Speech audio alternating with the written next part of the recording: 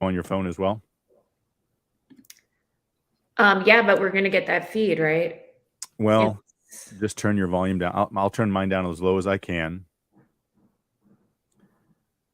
All right.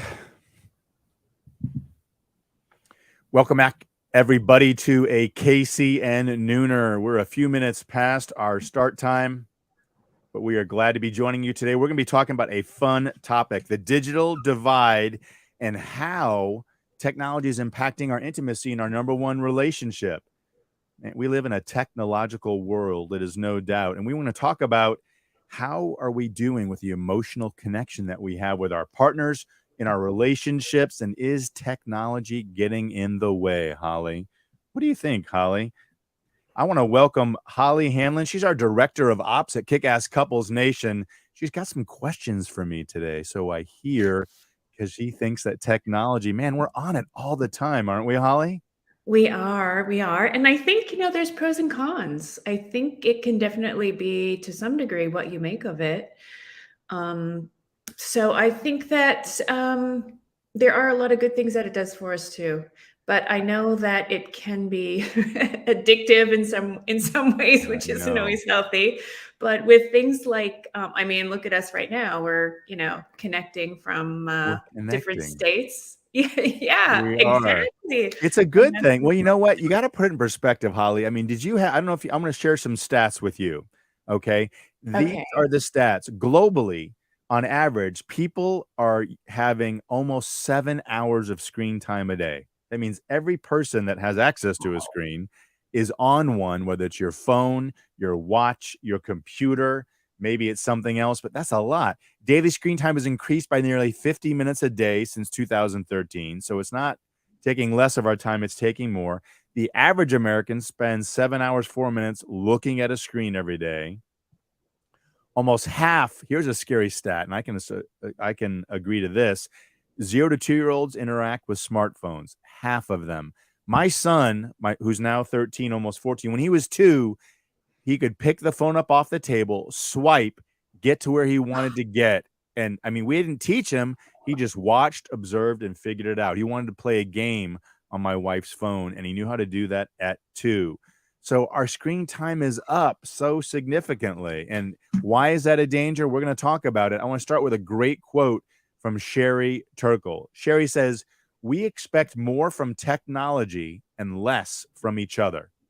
We create technology to provide the illusion of companionship without the demands of friendship." I'm going to say that last piece again, Holly, because I think it goes with saying 2 times.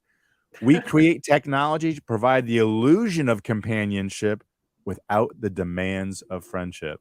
Think about that. I mean, friendship makes a lot of demands on us, right? We got to show up, we got to come out, we got to communicate, we got to be there, we got to support. And we think that technology is supposed to help us do that, but it doesn't always seem so. So, what do you Wow, want to I never thought about it quite like that before. The illusion. Wow, Yeah. that's a lot to think about. I'm going to be thinking about that for the rest of the day now. Are we going on Instagram, by the way? Did you want to We are. We're live live there on too? Instagram right now. Oh, where I was looking for you on at Matt.Hoffman. Where are you Oh, live I'm on there? Kick-Ass Couples Nation. Oh, okay. Um, That's probably why you missed me. yeah.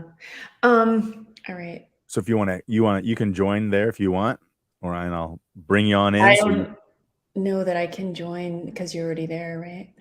no, I should be able to. It's not letting me. Here, I'll bring. If you make a request to join, I can accept you. If you hit the lines or the I, there's a little movie thing near the comment box, I believe. Yeah, the thing is that I'm logged in as Kick-Ass Couples and you're logged in, but we can't go live on the same thing at the same time. Oh, because you're on KCN. Yeah. Well, I can Yeah. log out of KCN. I could log in as you, as Matthew Hoffman. Why don't you? We can really It'll- confuse It's people. gonna happen one way or the other. All right, I'm logging out. I'm logging in as me.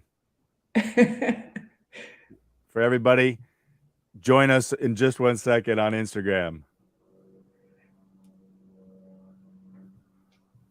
And we're going to get this party started. I don't want to share. All right. Yeah, technology is fantastic when it works. Boom. It is. Yes. All right, here we go.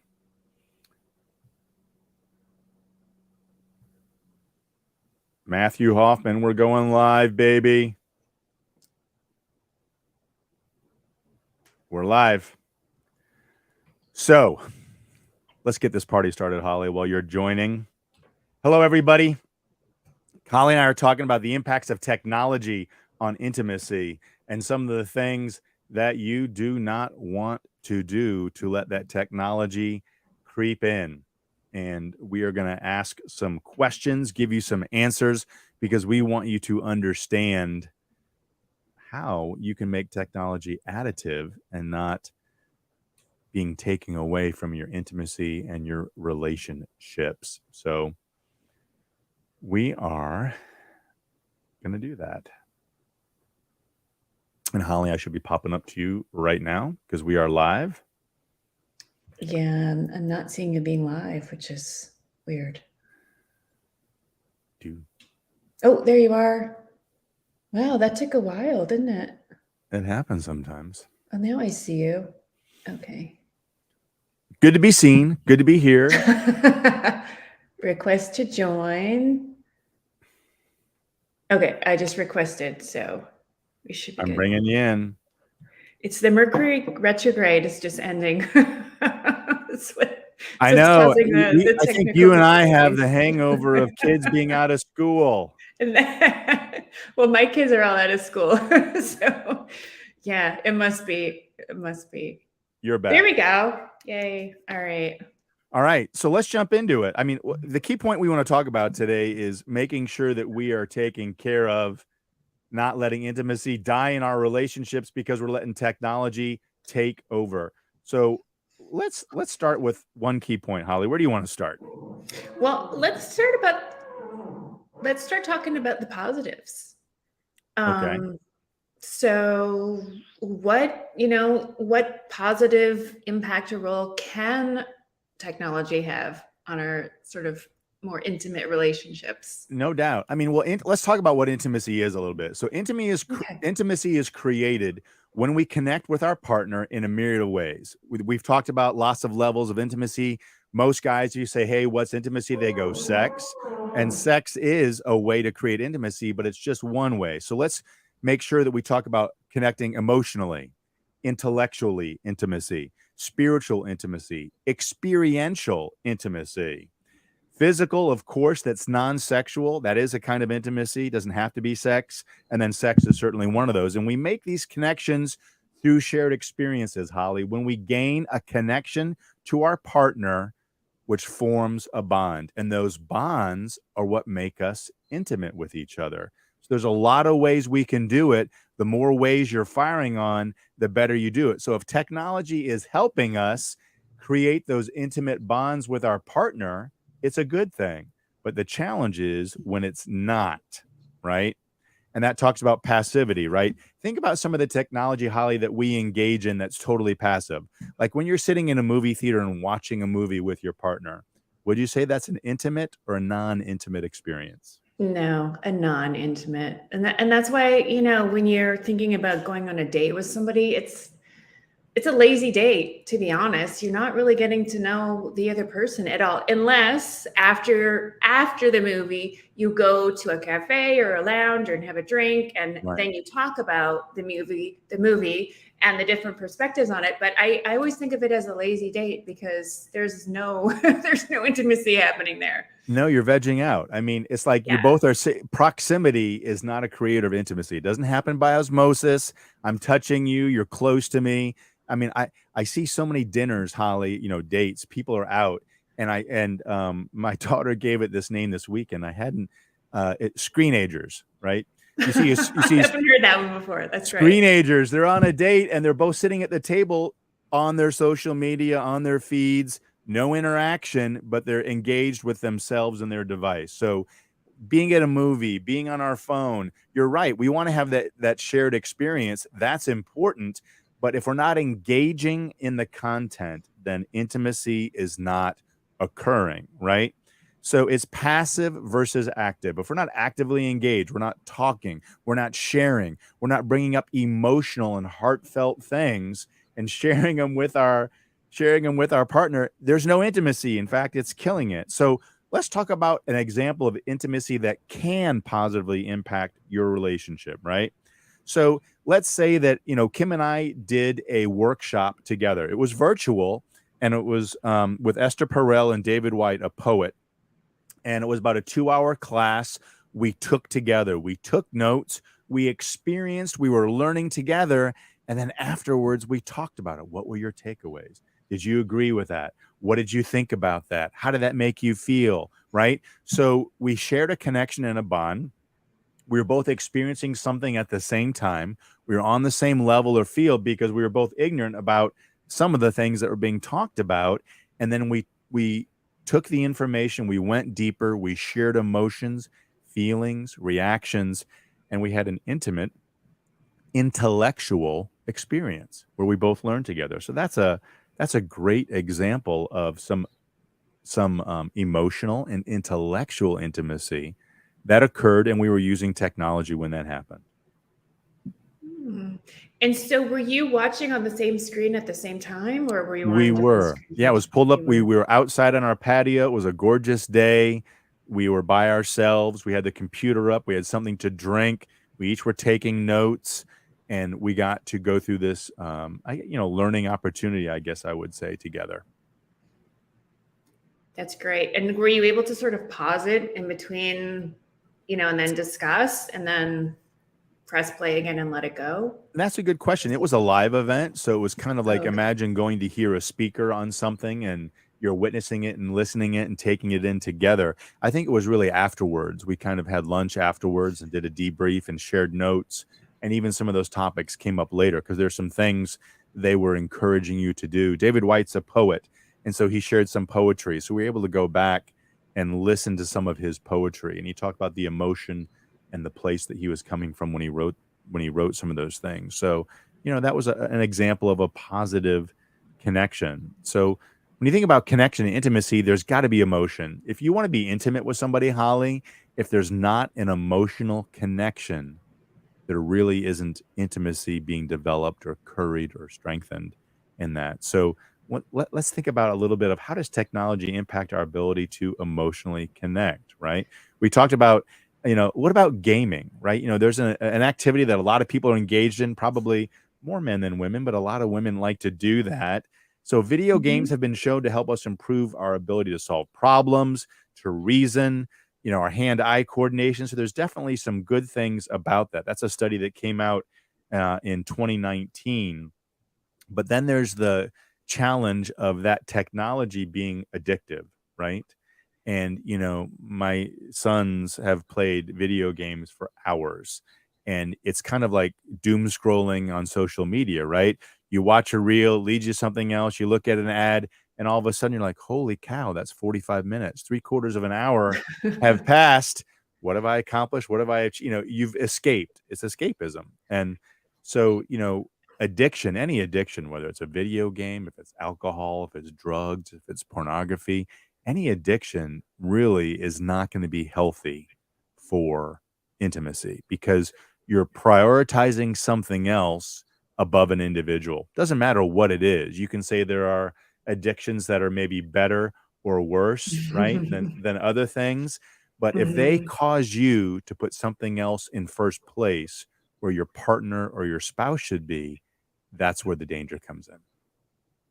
Right. And I mean, the whole video game, I think, kind of genre is a sort of a whole other world because I know people actually meet in video games because you can go on there and take on a persona. And then I Right. think people feel a little freer to really be themselves because they're not truly themselves. They have this other persona where they're kind of opening up and connecting with other people. But then there's that sort of, is that true emotional connection or is that sort of a created facade? And I Right. don't know, like there's so much to unpack there in that in that area. But then that's the whole other online, dating Right. kind of stuff.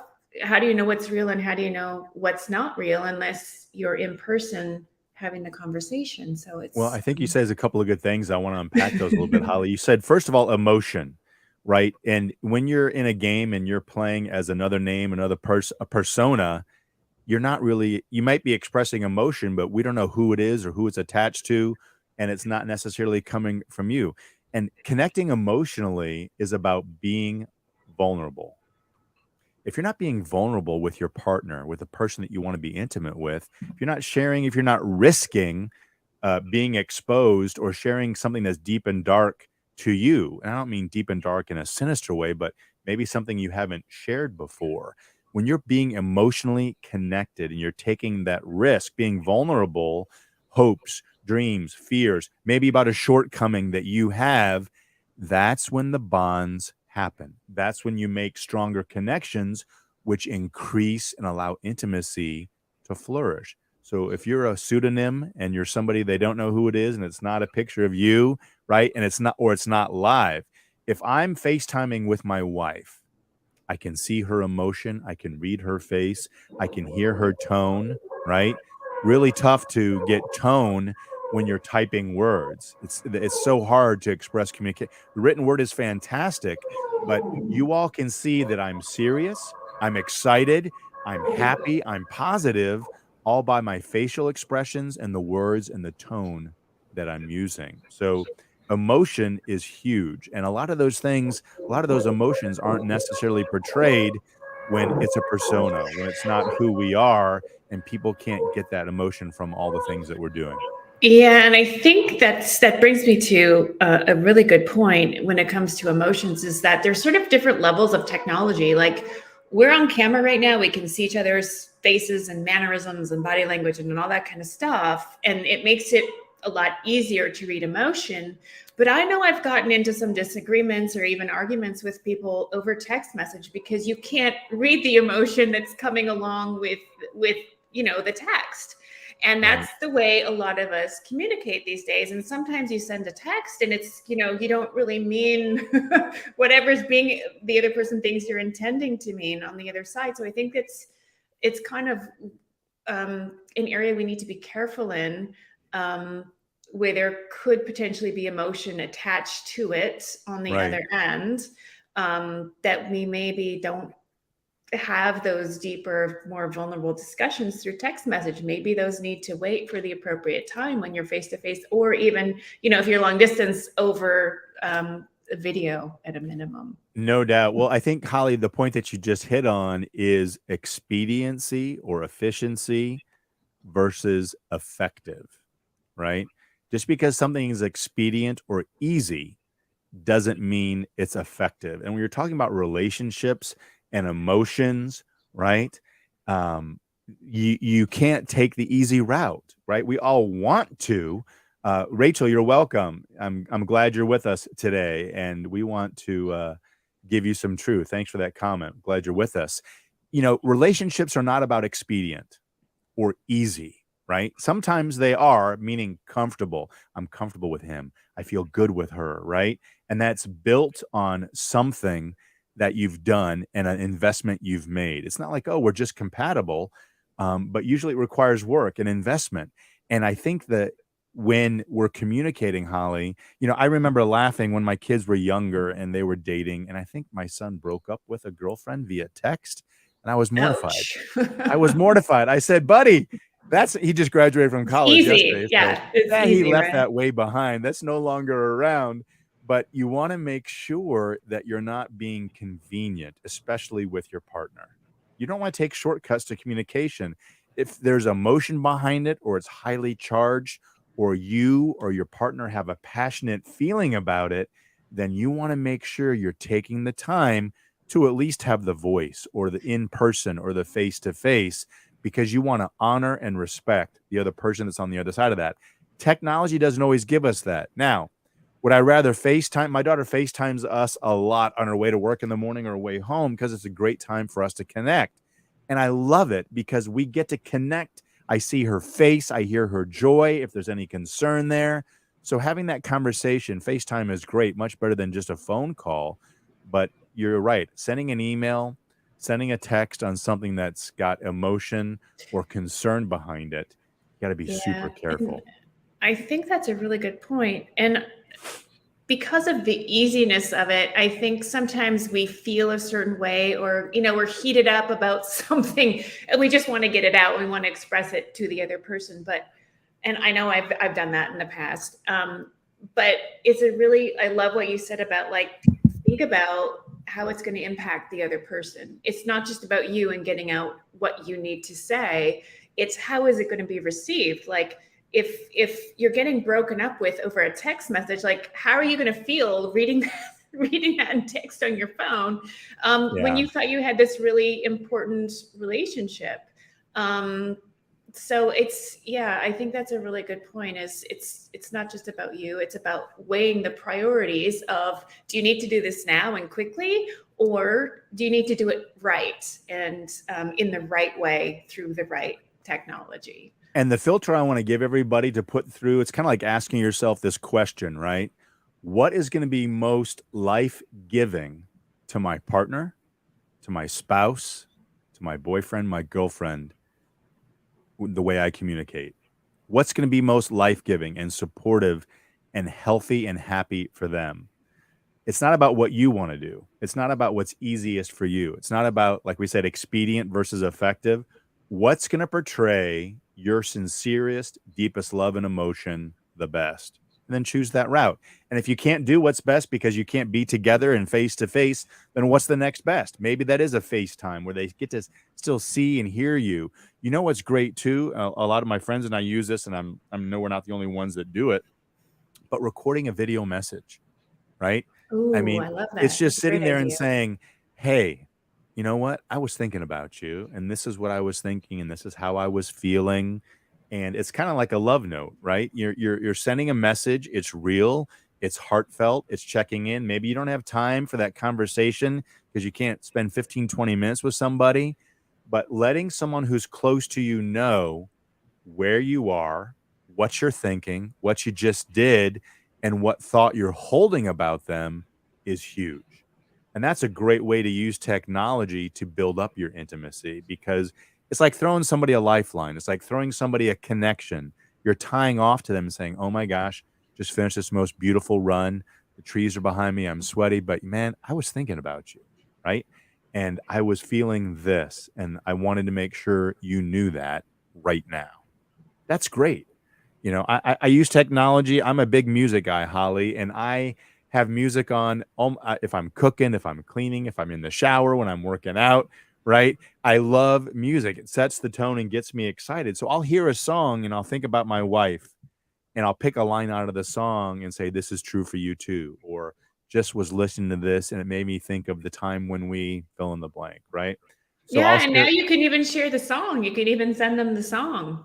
Yeah. So it's a really great positive use of technology, I It think. is. So those are some other ways, but I wanna talk a little bit about technology and listening, Holly, because we think of intimacy, we talk about communication as the spoken word and the written word, but really it's a lot about the power of listening. I mean, think about all the things that crave your attention in technology, reels and memes and, TikTok shorts, right? You're taking all your senses and you're investing them in something that's technologically based. And again, there's nothing wrong with that, but I mean, you can even look and see what my son was sharing with me the other day, my youngest son, about how much time he'd been on technology that day. Like, how much time was he engaged with his phone? And that can be a scary stat. I mean, Holly, you and I work with technology. A lot of people, I mean, we're relating and sharing messages and putting stuff out there, and it's effective, and there's nothing wrong with it. But you've got to be mindful that it's not substituting for real and valuable feedback and input. And I think a lot of us do. I mean, forget the fact that you can send a text, but now you can put an emotion, a heart, a thumbs up, a thumbs down, a laugh. Now, and granted, we don't want to always be responding to somebody, but it's not always about what's quickest. It's about what's most effective. And so make sure that you're taking time for those things. But Holly, we talked about this before. It really is all about prioritization. And you want to make sure that you're prioritizing your partner and your spouse and your intimacy. My wife and I just recorded a special episode, a recap of one of our podcasts, Holly. And we talked about the couple that we were interviewing said intimacy is an all day game. And Mm. what they meant by that is it doesn't mean you're working hard 100% and it's difficult. It means it's the little text, it's the hand on the shoulder, it's the peck on the cheek. It's saying, wow, you look really hot in that, or wow, you look really hot when you have nothing on. It's a voice memo, it's a phone call. Hey, I was thinking maybe we could do this together later on today. It's creating all the anchors and the ties, and using technology as part of that is incredible, as long as you're not substituting it for the hand on the shoulder, just the proximity, having the conversation on the front porch swing. My wife and I have a porch that faces west, and we have the most beautiful sunsets every night. And we will go have a glass of wine or a soda and sit out there, watch the world go by, and catch up and connect. There might be some music on, but we're just re-anchoring to each other, and really technology is not part of it. Nothing can take the place of face-to-face time, holding hands, going on a walk, debriefing, sharing a meal. There's so many ways to do that you just need to make sure you're not being distracted by technology and taken out of those face-to-face connection opportunities. Yeah, it's like technology can be used to accentuate the relationship and the intimacy and the emotion, but it can't take the place of it. I love that. Yeah, I mean, you Yeah. can use it to build it up. And, you know, I think the question I want to ask everybody, I would share a little personal story here, is what are you being alerted to or alerted by? Is it a device that is maintaining and dominating your connection, or is it your partner's emotional state? Are you aware of the personal factors that are going on in their life? How do they feel spiritually? What's your gut on their emotion at this time? What are their feelings? So you want to make sure, I'm going to share a personal story. I love the fact that people have these Aura rings or the Whoop bracelets. How is your sleep? What is your deep REM sleep? How many steps did you take? What about your heart rate? I mean, we have gotten so conditioned, Holly, to looking at something to tell Mhm. us the quality of something else, right? What's my health? How many steps? My heartbeat, my sleep, my resting heart rate, my exercise, my emotional state, my heart rate. I mean, the list goes on and on and on, and we're constantly being called to do that. I made a choice. I don't have an Aura ring. I don't have a Whoop device. I'm not beating up on you if you do have I one, don't. but I don't even my know what a Whoop relation, is. yeah, it's a wristband that connects to an app on your phone that reads all your human data, your pulse, your heart rate, Oh your gosh. Okay. temperature, movement, your sleep. It connects your brain waves and signals to see what quality of sleep you got. But let me tell you, the number one indicator of the health of the intimacy of a relationship happens from your eyes. What do you perceive? Your ears, what's the tone of their voice, right? What's their demeanor? How are they holding their body position, right? When they communicate with you, their countenance, their posture, are they physically close to you or physically distant? So I have chosen to become a student of my wife and how I can get closer to her, how I can anticipate her needs, how I can meet her needs, how I can show up by unplugging and practice on focusing on my partner. So I would encourage everybody to think, what one practice can you engage in to have a better connection, a more meaningful connection that's real, that's between the two of you, that requires proximity. Use technology as the second choice whenever you can. Um, and that's the best thing that you can do, is what practice is going to bring you closer together. And I am looking for those opportunities every day. Yeah, and I would even go as so far to say is we have this great piece of technology right in our chest called our heart, and when we check in with that and feel whether it's connecting to our partner or not, I think that's a really good gauge to know where you're at with things. Yeah. As We had a well. comment come in from Juan just a couple of minutes, and Juan said, "We'll naturally be more invested in and place value in what we pay attention to. Are we paying more attention to technology more than our spouse or our partner?" Love that. Great point, That's Juan. Thank you. a great comment, Juan. We appreciate you sharing that. Yeah. And so everybody, if you are thinking about your relationship and you are wondering what you can do or what you should do, or you're trying to have a greater intimacy and you're not sure where to start, we have lots of ways you can connect with us and find out more about that. One is the Kick-Ass Couples podcast. My wife Kimberly and I, we're coming up over 100 episodes. We're going strong, and we talk to people who are masters of relationships to bring you what they do to create more intimacy, what they do to have better connection, what they do to overcome the challenges you might be facing. We also have Kick-Ass Couples coaching. And if you're saying, I want to get better, but I don't know how, I'm not sure what to do, you can go to MatthewPHoffman.com and you can ask for a free relationship assessment call. I'd love to talk to you. I'd love to help you and talk about what can we do to get rid of those barriers, those obstacles that are standing in the way of you having the deepest and strongest relationship that you deserve. We're here every Tuesday. Holly, great to be with you today. We'll be back here next Tuesday at noon. We hope you'll join us. If you have any questions, you can drop them in the chat.